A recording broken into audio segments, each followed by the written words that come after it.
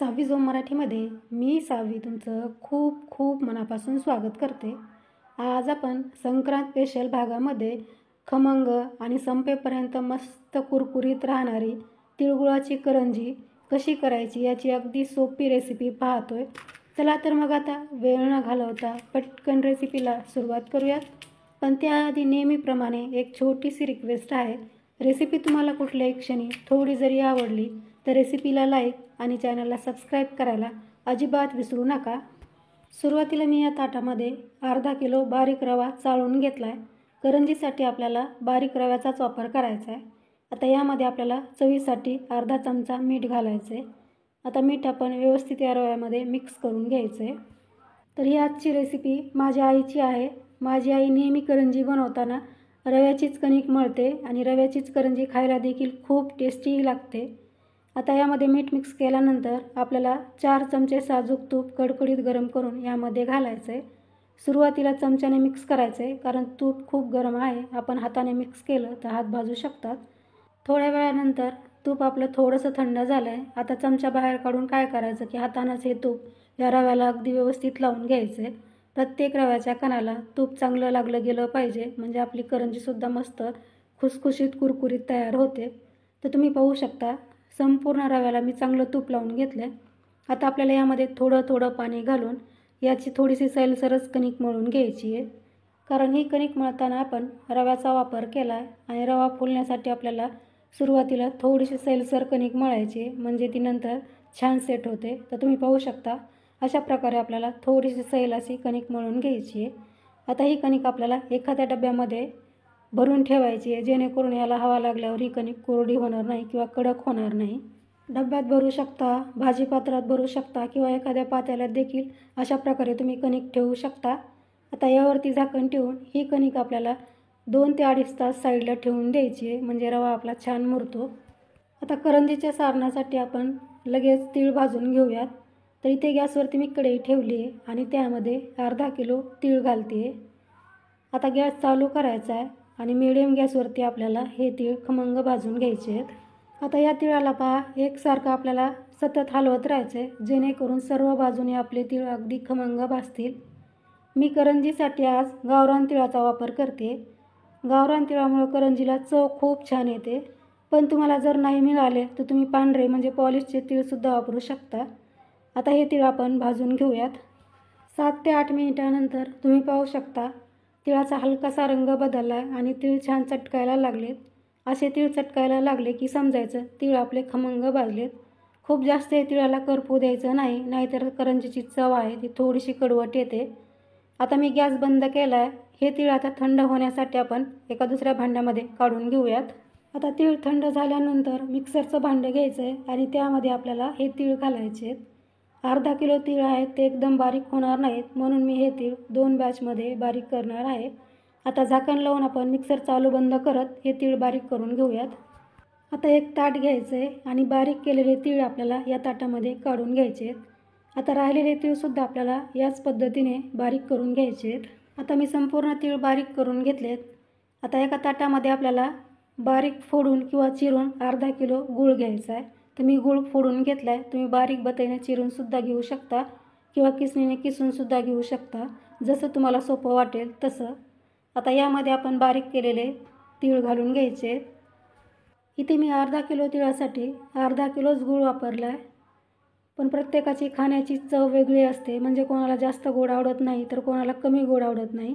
तर इथे गूळ तुम्ही तुमच्या आवडीप्रमाणे कमी वापरू शकता किंवा यापेक्षा थोडासा जास्तही वापरू शकता। पण हे जे मी प्रमाण घेतले ते अगदी परफेक्ट होतं। खूप जास्त गोडही नाही आणि खूप जास्त कमी गोडही होत नाही, अगदी परफेक्ट आपली करंजी गोड होते।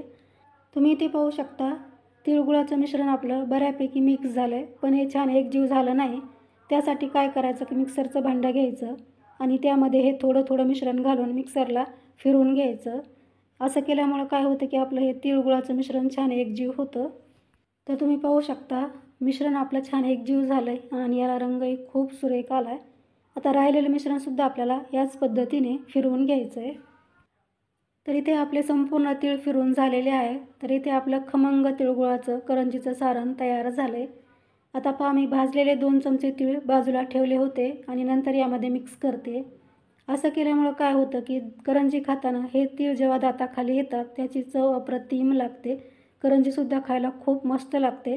म्हणून मी असे नेहमी थोडेसे तीळ यामध्ये घालते. आता इथे परफेक्ट आपलं करंजीचं सारण तयार आहे. आता साईडला ठेवून देऊया आणि लगेच करंजी बनवायला घेऊयात.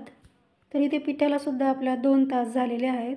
2 तासानंतर तुम्ही पाहू शकता पीठ आपलं छान भिजलेलं आहे, छान मऊ तयार झालं आहे. तरीसुद्धा आपल्याला याला काय करायचं की थोडंसं मळून घ्यायचं आहे. असं केल्यामुळे पीठ परत छान एकसारखं होईल. बरेच जण काय करतात की पिठाला कुटून घेतात किंवा मिक्सरमध्ये फिरून घेतात. पण यातली कुठलीच प्रोसेस करायची तुम्हाला अजिबात गरज नाही. तुम्ही जर सुरुवातीला थोडंसं सैल पीठ मळलं तर असं परफेक्ट पीठ तुमचं तयार होतं.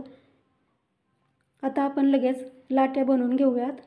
ज्या साईजच्या तुम्हाला करंज्या बनवायच्या आहेत त्या साईजच्या तुम्ही लाट्या बनवून घ्यायच्या आहेत.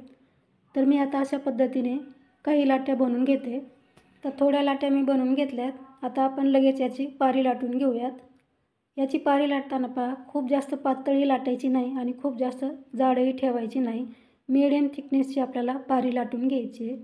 तर तुम्ही पाहू शकता खूप मस्त आपली ही पारी लाटून झाली आहे. आणि पारी लाटताना मी तेलाचा, तुपाचा किंवा मैद्याचा बिलकुल वापर केला नाही.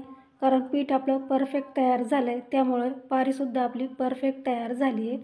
आता लगेच आपण याची करंजी भरून घेऊयात. आता माझ्याकडे करंजी भरण्यासाठी असा साचा आहे. त्यामध्ये मी एक पान ठेवून आपण याची करंजी भरूयात. आमच्याकडे याला पान म्हणतात, बऱ्याच ठिकाणी पारीसुद्धा म्हणतात. तुमच्याकडे याला काय म्हणतात हे मला कमेंटमध्ये नक्की सांगा. आता आपल्याला यामध्ये भरपूर सारण भरायचं आहे. सारण भरताना कंजूसी करायची नाही. भरपूर सारण भरायचं आहे म्हणजे करंजीसुद्धा खाताना खूप टेस्टी लागते. आता पाण्यामध्ये बोट बुडवून घ्यायचं आहे आणि पारेच्या कडेनं आपल्याला सर्व बाजूनी व्यवस्थित हे पाण्याचं बोट फिरवायचं आहे. असं केल्यामुळं काय होते की तळताना आपली करंजी फुटत नाही. आता आपल्याला व्यवस्थित याची घडी करायची आहे आणि याला चांगलं प्रेस करायचं आहे. प्रेस करणं खूप गरजेचं आहे. प्रेस जर तुम्ही नाही केलं तर करंजी तळताना फुटू शकते. कारण तेलात टाकल्यानंतर करंज्या मस्त टम्म फुलतात आणि करंज्या टम्म फुलल्या की मग तेलामध्ये फुटण्याचे चान्सेस जास्त असतात. त्यासाठी सुरुवातीलाच अगदी व्यवस्थित याला प्रेस करायचं आहे.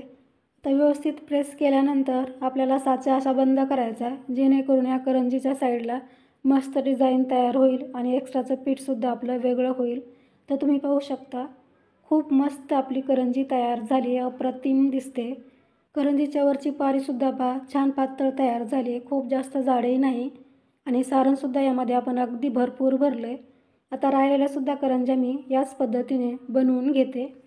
थोड्याशा करंज्या मी बनवून घेतल्यात. आता लगेच आपण तळून घेऊयात.